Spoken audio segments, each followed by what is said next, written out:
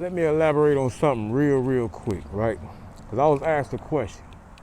How do we get to this standpoint, right? When it comes down to how we view each other, black on black crime, etc. When they got this thing that they call drill music, rap, you know what I mean? And this is who we pinpoint and we target for our ignorance, all right? Let me give you a quick rundown. All right, the origins of the beat, music, was always our sacred craft of communication, stemming from Harriet Tubman, Follow the Gourd. For one, conscious rap, NWA, such and such, Africa Bombada. We won't even count that nigga no more. But we know what he was doing when he was so-called conscious with them little boys and all, right? But I'm going back to the Middle Passage. You hear me? Slavery days. Good Ship Jesus, things like that. Mayflower, right? So when the Europeans manipulated some of the Africans aboard ship, and the Moors, when they captured many Africans and threw them aboard ship, and they took that journey over, right, to the new lands. Okay, let's say the slave ship is so big. I'm on one end, my cousin is on the other end. We shackled up. How do I know my family members are aboard? I would take my feet and make a beat against the wall, right? So if my cousin such and such down the way hear that beat, he would know that's our tribal beat. He would kick his feet back against the wall. Boom, boom, boom, boom, boom, boom. You hear me? Now we communicating. So now I know my cousin here. I might know my mother's above ship. I might know my daughter's above ship. You hear me? Through the beat, kicking our feet against the wall, right? So when they finally make it to the new lands above ground, the plantation, you got this thing called a drama board, right? So when the slave master would throw them out on the plantation, and he would give certain ones rights over the other slaves. It's like he's a general. You watch these motherfuckers, such and such, you know that's where that coon shit come about. So he would say one thing to the main slave, and let's say he'll give him more order to go wash clothes or whatever the case may be. He wouldn't actually communicate with that actual slave. He would make a beat on a drum. You hear me? Naturally, that slave would get up and start to washing clothes. Slave master be looking like, oh, okay. He will make another beat. Another one get up and go do another chore. Make another beat. Another one get out and head to the field, start picking cotton. So now the slave master starting to understand. They're communicating with these drums, these beats, right? So what he did, he took away the drums. Took them away, right? That's how the old Negro spirituals came about. They started singing, Follow the Gourd.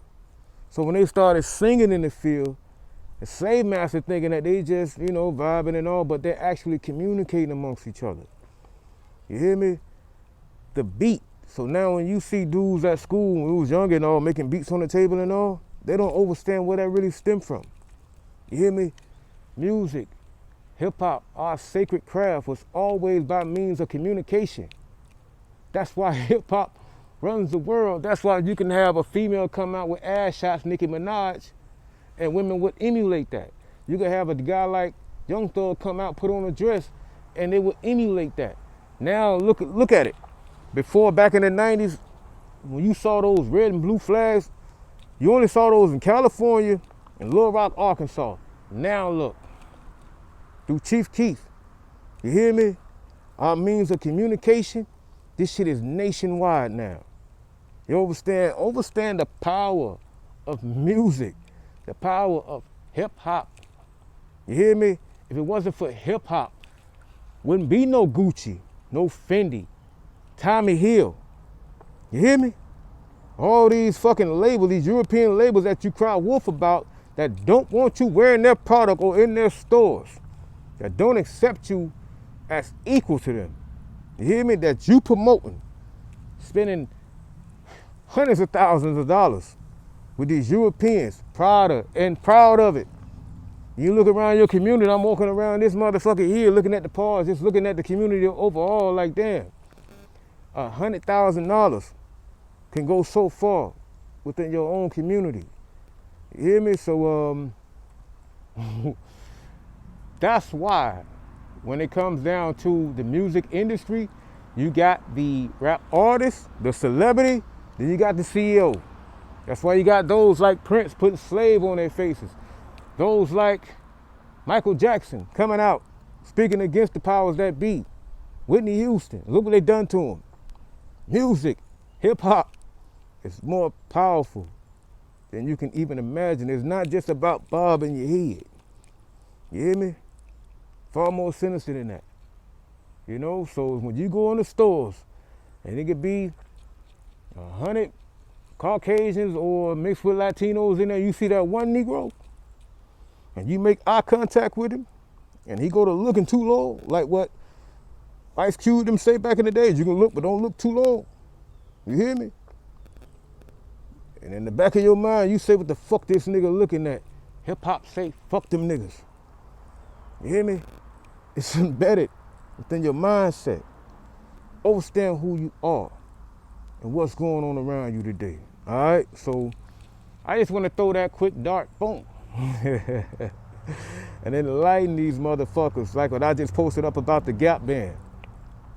Greenwood, Archer, Pine Street, dropped the bomb on me. Our means of communication. You understand that? Get back to that point.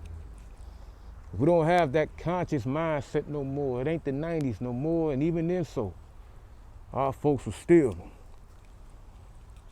utilizing this shit here for personal gains. All right? That's just the history on the shit, and that's just my vision on it, and however you feel about it, prove it. Must be in concrete. All right?